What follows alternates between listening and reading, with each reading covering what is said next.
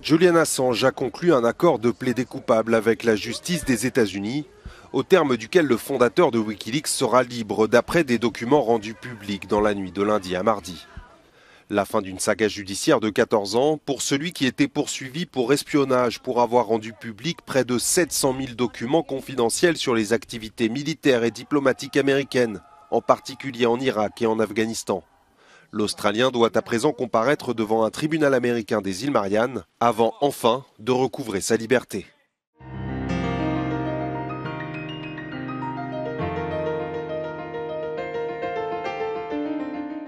Pour ceux qui ne s'en souviennent pas ou pourraient le confondre avec Edward Snowden ou d'autres, Julian Assange, c'est celui qui a créé Wikileaks, qui est un site qui accueille des informations qui lui sont données par des lanceurs d'alerte. Donc lui-même n'est pas lanceur d'alerte, c'est quelqu'un qui a créé une structure qui permet de transmettre confidentiellement des données et de les publier, et dans une démarche que Assange décrit de journalisme scientifique, c'est-à-dire qui vise à publier, à ce qu'aucune information qui ne soit publiée sur le site ne soit pas sourcée, n'est pas un document qui lui permette de sourcer. Parce qu'il considère qu'en gros, la lie du journalisme aujourd'hui, c'est qu'en fait, les journalistes s'appuient sur des sources du pouvoir qui vont leur transmettre des informations qu'ils ont envie de faire sortir de l'intérieur du pouvoir, mais ils ne vont jamais prouver leurs allégations. Ils vont parler en off, et donc ça va leur permettre de raconter à des journalistes des choses qui sont avides de ces informations pour pouvoir raconter ce qui se passe à l'intérieur du pouvoir, sans à aucun moment avoir à leur donner de preuves.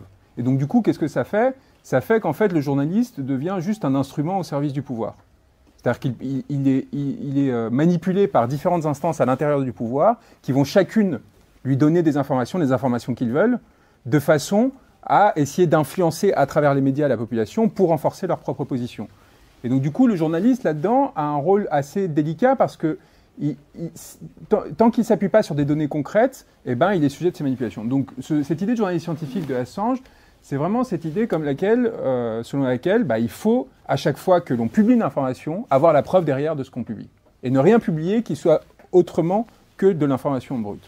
Donc ça, c'est en fait l'origine conceptuelle un peu de Wikileaks, qui va permettre notamment de révéler des crimes de guerre, crimes contre l'humanité commis par l'armée américaine et du Royaume-Uni en Irak et en Afghanistan, en masse, et qui va révéler la véritable nature de ces guerres. Puis, peu de temps après, les télégrammes diplomatiques du département d'État américain, qui vont montrer la réalité de la corruption de nombreux régimes qui étaient cachés jusqu'alors, ou sur lesquels en fait on n'avait pas beaucoup de preuves.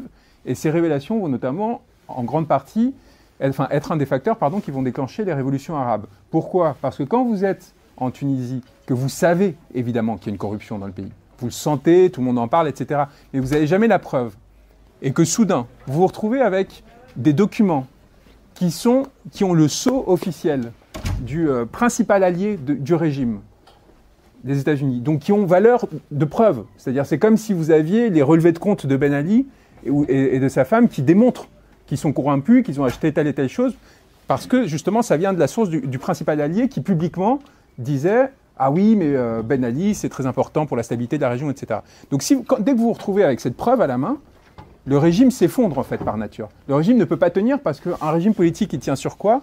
Il tient sur sa prétention à la vérité, à la capacité à vous faire croire qu'il détient une forme de capacité à faire le bien. Et comment est-ce qu'il vous fait croire ça ? En sélectionnant les informations qui vont vous être accédées, auxquelles vous allez pouvoir avoir accès. Dès le moment que vous avez la preuve que le régime est en train de mentir, de façon systématique, la croyance dans ce régime s'effondre. Et à partir de là, le régime s'effondre. Pourquoi ? Parce que la politique, c'est une pure affaire de croyance.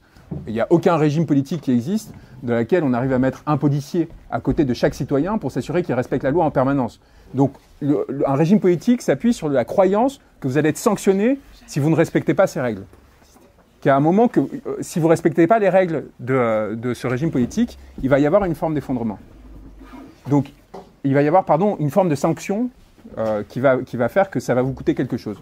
Ça, c'est la première croyance, la croyance dans le fait punitive, en fait, dans le système punitif, dans le droit pénal, etc.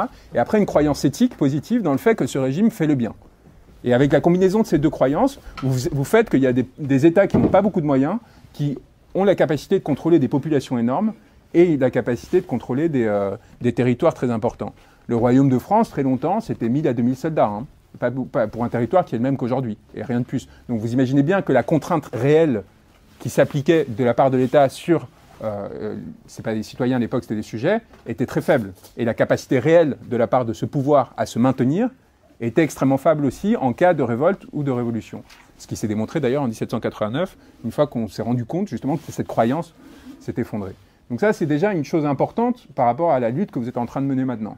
Là, par rapport aux rumeurs et aux inquiétudes par rapport à une intervention des CRS ce soir qui permettrait de libérer pour l'État le dernier espace occupé à Paris, de la part d'une contestation qui l'a fait peur, qui a commencé à bourgeonner d'une telle façon que quand il y avait et Tolbiac et un début d'occupation à Sorbonne et à Sciences Po, qui est quand même le lieu du pouvoir par excellence, il y avait un point de bascule qui pouvait être atteint. Il était très important d'étouffer ce mouvement en touchant d'abord aux endroits les plus symboliques, c'est-à-dire la Sorbonne dans un premier temps immédiatement, Sciences Po dans un deuxième temps, parce que s'il y a une révolte des élites elles-mêmes, alors là il y a une grande difficulté à maintenir le pouvoir, et après progressivement défaire le reste, Tolbiac, et puis maintenant aujourd'hui ici, éventuellement.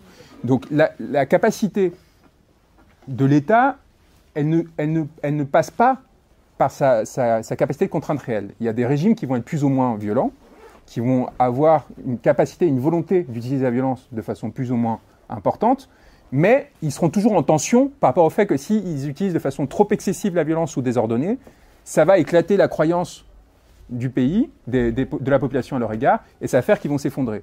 Donc il y a toujours une sorte de tension qui va faire que vous allez avoir des États complètement policiers qui vont avoir un surcroît de pouvoir avec des flics vraiment en nombre et des informateurs partout, et qui ne vont pas du tout essayer d'équilibrer le rapport entre croyances éthiques et croyances par rapport à l'appareil de contrainte, et ceux qui, au contraire, les démocraties, entre guillemets, comme la France, où on va essayer de tenir dans un état intermédiaire, c'est-à-dire dans une situation intermédiaire, où on va essayer de jouer à la fois sur la croyance, sur l'adhésion au système, et sur la violence, quand cette croyance semble se défaire. Donc par rapport à ça, Wikileaks est très important, parce qu'il vise justement un peu à destituer ces appareils de pouvoir et à les renverser. Comment? Donc en publiant des informations véritables qui vont enclencher des révolutions géopolitiques très importantes. Pourquoi? Parce que justement, elles vont affecter directement la capacité des gouvernements et des États à agir sur la croyance et donc à mettre en œuvre leur capacité de contrainte réelle. Dès le moment qu'on se rend compte que la Tunisie de Ben Ali n'est pas du tout toute puissance, que l'État tunisien n'est pas tout puissant comme on le pensait, qu'il y a plein de failles à l'intérieur parce que justement les alliés américains le racontent, et qu'en plus, éthiquement, on a la preuve formelle qu'ils ne font pas ce qu'ils disent, il y a une brèche qui s'ouvre dans laquelle la population rentre. Donc ce travail sur la vérité et de mise en tension de la vérité, Julian Assange essaie de le mener. Évidemment, qu'est-ce qui se passe immédiatement après que les publications de cet ordre sortent? C'est-à-dire, on a juin, si je me souviens bien, mai, les journaux de guerre irakiens, juillet, les journaux de guerre afghans, et novembre 2010, les journaux de guerre, les télégrammes diplomatiques de Wikileaks, du département d'État. Entre juin et novembre, en août, Julian Assange va donner une conférence en Suède, et il couche avec 2 femmes successivement dans la semaine, chez qui il loge, qui sont des amis et qui maintiennent une relation avec lui pendant toute cette période. C'est-à-dire qu'après avoir couché, ils recouchent ensemble, ils prennent des déjeuners, etc. Et là, il leur amène des petits déjeuners, etc. Tout ça, là, je vous raconte quelque chose qui est, en fait, vous pouvez trouver sur Internet l'ensemble des documents et des témoignages des femmes en question. C'est juste pour que vous sachiez que je ne suis pas en train d'essayer de vous... Vous pouvez vérifier, enfin, un peu du journalisme scientifique, vous pouvez vérifier tout ce que je vous dis maintenant, et je m'appuie sur leurs paroles à elles. Ces femmes se parlent, se rendent compte qu'il a couché avec les 2, prennent peur. Et prennent peur de quoi? Elles se disent, parce qu'en gros, il y a eu avec les 2, des fois où ils ont couché avec préservatif et des fois sans, et une fois où le préservatif s'est rompu, etc. Et elles prennent peur de quoi? Qu'en fait, ce type couche avec toutes les filles qu'il croise partout où il va, parce que c'est une star mondiale depuis peu, etc. Et que du coup, elles aient un risque de contamination. Donc, elles parlent entre elles, elles disent qu'est-ce qu'on peut faire pour s'assurer qu'il n'a pas le sida, etc. Et l'une d'entre elles dit à l'autre, écoute, allons voir les flics pour savoir ce qu'on peut faire. Elles vont voir les flics, et les flics leur disent, écoutez, la seule façon de contraindre M. Assange à faire un test contre le sida, c'est de porter plainte. Donc elles font l'équivalent d'une main courante en France. Immédiatement, elles le préviennent et lui disent, on aimerait bien je ne sais pas quoi, mais après avoir déposé la main courante. Et Julian Assange dit, d'accord, très bien, je vais aller voir la police et on va faire ça. Sauf que qu'est-ce qui se passe entre-temps? Le procureur immédiatement émet un mandat d'arrêt pour le mettre en prison. Il se présente devant les policiers, du coup il retire le mandat d'arrêt, il lui dit, c'est bon, vous pouvez partir. Il part, je pense que c'était à Londres, et dès qu'il est sorti de Suède, mandat d'arrêt international. Ils en font un fugitif. Ils en font un fugitif en rouvrant l'affaire, alors que l'affaire a été close, et l'affaire a été vraiment close judiciairement. Ils rouvrent l'affaire, et là Assange dit, mais c'est quoi ce bordel? Il voit avec eux, il dit mais attendez, je sais pas quoi, on va négocier. Il revient en Suède, il passe 4 semaines en Suède où on lui demande strictement rien. Le mandat d'arrêt tombe et il ne se passe rien, donc il demande l'autorisation de repartir de Suède. On lui dit ok, c'est bon, et il repart. Arrive novembre et arrivent les publications des télégrammes diplomatiques. Et bien, 3 jours avant la publication des télégrammes diplomatiques, annoncée par Wikileaks, à nouveau mandat d'arrêt international. Et à partir de là, commence en fait une ubuesque affaire d'extradition qui va durer 5 ans, dans laquelle il ne va jamais être accusé de quoi que ce soit. Ça va être sur la base de suspicions. Donc il n'est même pas mis en examen ni quoi que ce soit, de suspicions qui ne sont pas étayées, parce que les témoignages des femmes n'indiquent pas qu'il y a eu viol ou quoi que ce soit, mais qui sont construites par le procureur. On va faire ce mandat d'arrêt international pour témoignage. Donc pas parce qu'il est accusé de quoi que ce soit, mais pour témoignage, pour savoir s'il faut l'accuser ou pas.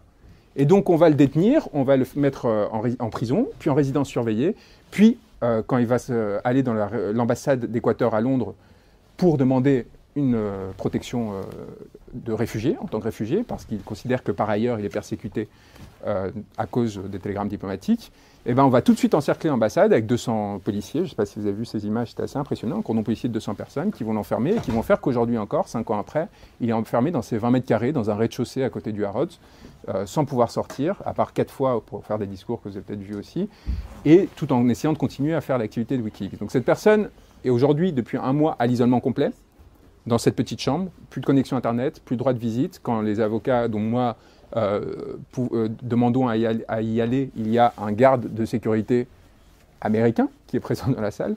On se demande pourquoi. Et entre-temps, par contre, les suspicions, sont tombées. C'est-à-dire que l'affaire a été fermée en Suède, finalement parce qu'il avait fait appel, et la Cour suprême a dit c'est quoi cette histoire? Et parce qu'entre-temps, on est allé devant l'ONU, le groupe sur la détention arbitraire de l'ONU a démontré que c'était une manipulation, a rendu une décision contre le Royaume-Uni et la Suède. La Suède a dû prendre en compte cette décision dans son droit interne, a fait tomber les soupçons. Mais du coup, quelle est l'excuse qui fait qu'on maintient quand même des flics autour de l'ambassade 5 ans après? Ça a coûté plus de 20 millions d'euros déjà, et qu'on l'empêche de sortir et de faire sa vie normalement. On dit que c'est parce qu'il a violé les conditions de sa résidence surveillée quand il était recherché pour témoignage pour une affaire qui est tombée. Donc c'est quelque chose qui normalement se résout avec une amende de 1000 pounds. Et donc là, on maintient 50 policiers, aujourd'hui il y a 50 policiers autour de l'ambassade en permanence, en empêchant cette personne de sortir d'un régime de détention arbitraire, tel qu'il a été qualifié par l'ONU, pour, en fait, évidemment, pourquoi? Pour essayer de l'étouffer, de le faire mourir à petit feu, et l'empêcher de mener son action en tant que dirigeant de Wikileaks et son travail de journaliste. Pourquoi est-ce que ça a un lien avec ce que vous faites? Au-delà de la personne d'Assange, de ce qu'il a pu faire sur la campagne américaine, sur les polémiques qui l'entourent en permanence, etc. Parce que Assange s'est retrouvé dans une situation, malgré lui, assez exceptionnelle, dans laquelle il a arraché au monde westphalien, et au monde aujourd'hui tel qu'il existe politique, un morceau de territoire. Un morceau de territoire qui plus est, se trouve protégé par une convention internationale, la Convention de Vienne, qui crée ce qu'on appelle l'immunité diplomatique, qui fait que vous ne pouvez pas entrer dans ce territoire. Quand vous êtes une force de police extérieure, il a une immunité. Il s'est construit un espace dans lequel il peut agir en toute impunité. Et donc en fait, paradoxalement, alors qu'il voulait l'isoler et l'étouffer, comme ils l'ont fait de beaucoup de dissidents dans les pays de l'Est dans les années 50, 60, 70, dans le bloc de l'URSS et autres, qui en fait poussaient les dissidents à s'enfermer dans une ambassade américaine et du coup à disparaître, ils ont oublié qu'il y avait quelque chose qui avait changé, c'était que aujourd'hui il y a Internet. Et qu'aujourd'hui, même si vous êtes enfermé dans 20 mètres carrés, dès le moment qu'il y a Internet et que votre activité consiste à publier sur Internet des secrets d'État, vous pouvez continuer à la mener. Et que si dans cet espace-là, vous avez droit à une immunité diplomatique, en fait, c'est tout bénef. C'est-à-dire que vous démultipliez votre... C'est-à-dire, au lieu d'être harcelé par des huissiers, au lieu d'être harcelé par des policiers qui en permanence vont aller vous chercher pour des histoires comme Denis Robert, un journaliste d'investigation en France, qui avait investigué, qui avait révélé l'affaire Clearstream, la première affaire Clearstream, qui est une chambre de compensation qui permet en fait de faire de la fraude fiscale à des niveaux ahurissants. Il a eu 300 visites de huissiers en 1 an. Donc tous les jours, à 6 h du matin, quelqu'un venait sonner pour lui annoncer qu'ils allaient essayer de saisir telle ou telle affaire, pour lui donner un document, et pour, en gros, un harcèlement systématique de la part de toutes les banques dont il avait révélé les méfaits. Là, au sein de cette ambassade, vous ne pouvez pas faire ça. Vous ne pouvez pas faire ça parce qu'en fait, vous êtes protégé par le système. Et pourquoi est-ce que l'Angleterre ne se dit pas, et les États-Unis, a fortiori, ne se disent pas, bon, bah, tant pis, on rentre, tant pis pour le droit, tant pis pour la loi. Et bien, parce qu'ils savent très bien que s'ils font ça, toutes leurs ambassades à eux seront menacées le lendemain. C'est-à-dire que n'importe quel État pourra faire ou n'importe quelle force politique ou autre, pourra faire exactement la même chose dans leurs ambassades à eux, en Iran, en Afghanistan, etc. On pourra rentrer en elles comme ils vont rentrer en Équateur. Dès le moment que vous fragilisez ce système, vous perdez la protection que ce système vous accorde. Donc là, en fait, Julien, il y a une situation paradoxale, parce qu'il n'y a même pas de jardin, c'est une catastrophe. Hein. C'est-à-dire qu'en plus, il y a un rez-de-chaussée à Londres, vous imaginez qu'il ne prend pas beaucoup de soleil. C'est vraiment une situation qui est destructrice pour lui, et en même temps, qui lui a permis de stabiliser Wikileaks et de le redéployer.